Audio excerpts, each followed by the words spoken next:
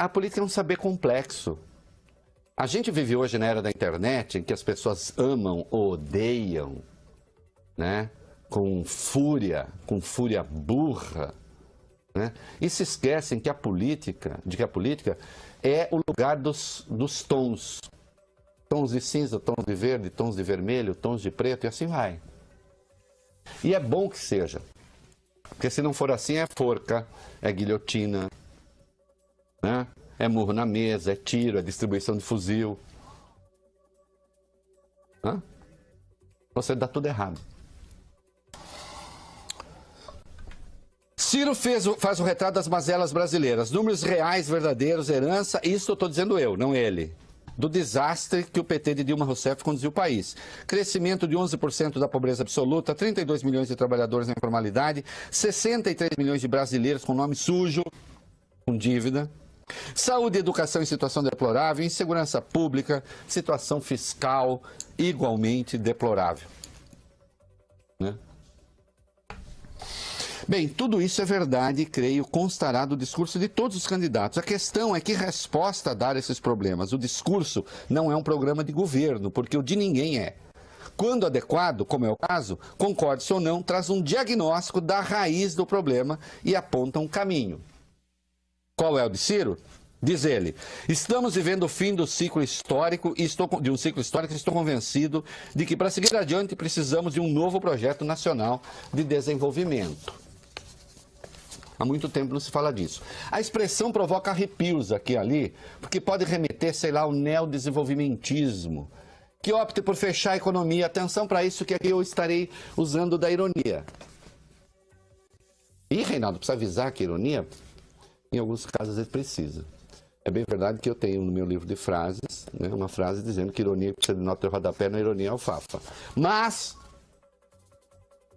atenção. Alguns podem confundir esse discurso do projeto de desenvolvimento com o neodesenvolvimentismo que opte por fechar a economia, fazer política de substituição de importações, sobretaxá-las para proteger a indústria local e os empregos brasileiros. Em suma, Vólio Bene, a direita brasileira teme certamente que Ciro faça aqui o que Donald Trump faz nos Estados Unidos com o aplauso, Sandro, da direita brasileira. Não é curioso? Ou não é isso que faz Donald Trump? Com um monte de baba-ovo aqui no Brasil. Outro dia eu fui aí num jantar. Eu conheço algumas pessoas ricas. Eu não sou rico, mas conheço algumas pessoas ricas. E nem todas gostam de mim. Porque eu tenho o mal da sinceridade. Eu não sou assim, o Ciro Gomes, às vezes, mas eu também não sou. Começou aquele trabalho de tocar flauta para Donald Trump, sabe? Uhum. E claro, pau no Ciro, pau no PT, pau na esquerda, por causa da economia. Eu disse, vocês se deram conta de que Donald Trump é o PT dos Estados Unidos? Ou por que ele pode fechar a economia lá, nós não podemos fechar aqui? Ele está querendo impedir empresas americanas de se instalarem fora dos Estados Unidos. Que ele diz que vai gerar emprego fora dos Estados Unidos. E a nossa direita aplaude. Sabe o que é? Vamos comprar mais uma briga, né? A elite brasileira é muito michuruca. É muito desinformada. É só reacionária. A elite brasileira, em boa parte, ela não tem convicção, ela só odeia pobre. O que é lamentável. Né? Ah, você com essa roupa, com esse chapeuzinho falando de pobre? Não, eu não estou dizendo que eu sou pobre. O ponto é outro, eu não estou fazendo pobrismo, eu odeio o pobrismo. Não, não é isso. Só estou dizendo que a elite brasileira vai aqui o que aplaude lá fora. Isso é para pensar. E direi isso em qualquer lugar, diante de qualquer um. Afirma o candidato, nos últimos 3 anos o Brasil fechou mais de 13 mil indústrias, desempregando dos melhores empregos e salários mais de 1 milhão de pessoas. E este fenômeno apenas se agravou recentemente, mas o Brasil é o país que mais destrói indústrias na história do capitalismo mundial. Em 1980, 1/3 da riqueza brasileira vinha da indústria de transformação. Hoje, apenas 11%. Mais grave, nós já tivemos uma indústria maior e mais forte do que países como a China, a Coreia do Sul, a Malásia, entre outros. Não há uma única mentira aqui. Não há uma única mentira aqui. Se destruir a indústria fosse uma coisa boa, se fechar as indústrias fosse uma coisa boa, os outros países fariam a mesma coisa, só que não fazem, fazem o contrário. Vá pegar o exemplo da Coreia do Sul.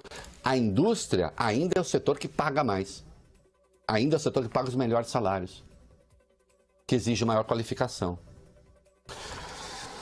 O que não fica claro e não fica é que resposta o governo poderia dar a essa questão. Que um país como o Brasil não pode se dar ao luxo de assistir à desindustrialização que destrói os empregos e paga os melhores salários, bem, isso é um fato. Até porque os países citados por Ciro fazem o contrário. A questão é como não incidir nos erros de outrora, com subsídios sem critério, lei da informática, né, para citar um absurdo feito por aqui, e nababos alimentados pelo BNDES. Assim. Porque também, esses empresários que temem isso e aquilo, quando pegam uma grana do BNDES, eles não reclamam.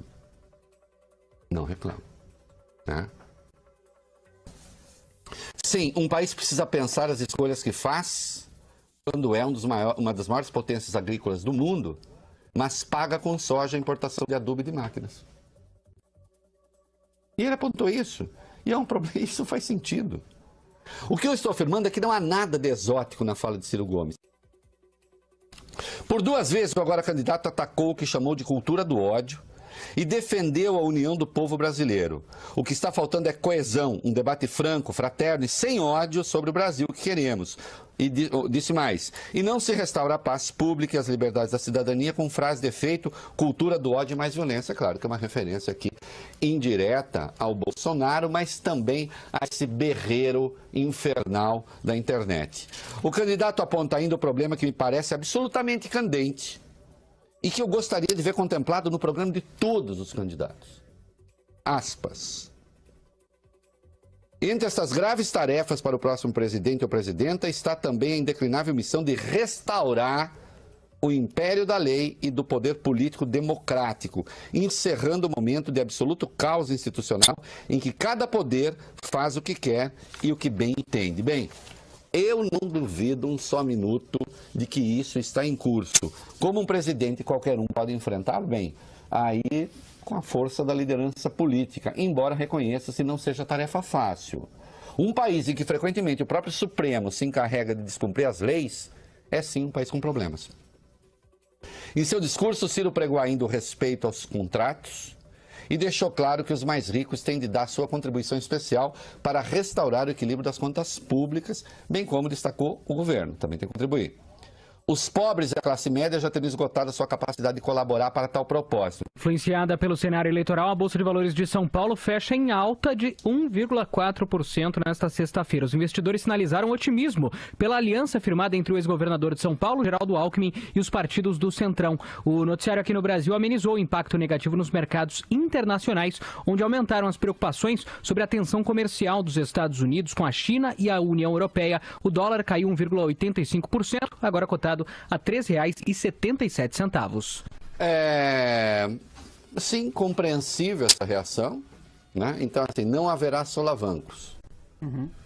E é engraçado porque, veja só, sempre aborrecendo, né? O que se está apostando é que não vai haver solavanco do governo Temer para o governo Alckmin. Só que o Alckmin é aquele que tinha rompido com o Temer e que botou o PSDB para votar contra o presidente nas 2 denúncias havidas contra o presidente. A aposta que se faz é a aposta na continuidade. Se aposta na continuidade, por que não se faz então a defesa desse governo? Bom, contradições. Contradições que eu acho que em algum momento terão de ser explicadas. Porque ainda que o eleitor não as formule como eu estou formulando, não as objetive como eu as estou objetivando, a questão permanece ali na cabeça dele. Né? Porque a pergunta que se vai fazer, quer dizer, quando você vai votar em alguém... Tudo bem, há aqueles que votam, Sandro, só pela segurança. Então eu não quero atrapalhação, não quero turbulência, não quero nada, é Alckmin. Agora, ele não vai conquistar só esses eleitores. Com esses eleitores apenas ele não elege. Em algum momento alguém vai perguntar, e muita gente vai perguntar, mas o que vai mudar? Mercado, e eu não estou falando isso com viés moralista nenhum, né? No mundo inteiro existe o mercado especula também. Né? Você usa pretextos para ganhar dinheiro e para fazer o outro perder dinheiro. É o que se chama chacoalhar macieira para cair maçã. Atenção, senhores da CNI, da Confederação Nacional da Indústria, que saíram por aí e ainda ontem o seu Robson das Quantas, qual é o sobrenome do presidente da CNI? Robson Braga de Andrade. Robson Braga de Andrade. Ai, a indústria não tem nada a temer de Bolsonaro.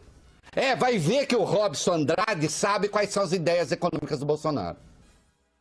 Mas aqueles empresários que ficaram rindo das piadinhas do Bolsonaro, essa é a elite chechelenta brasileira.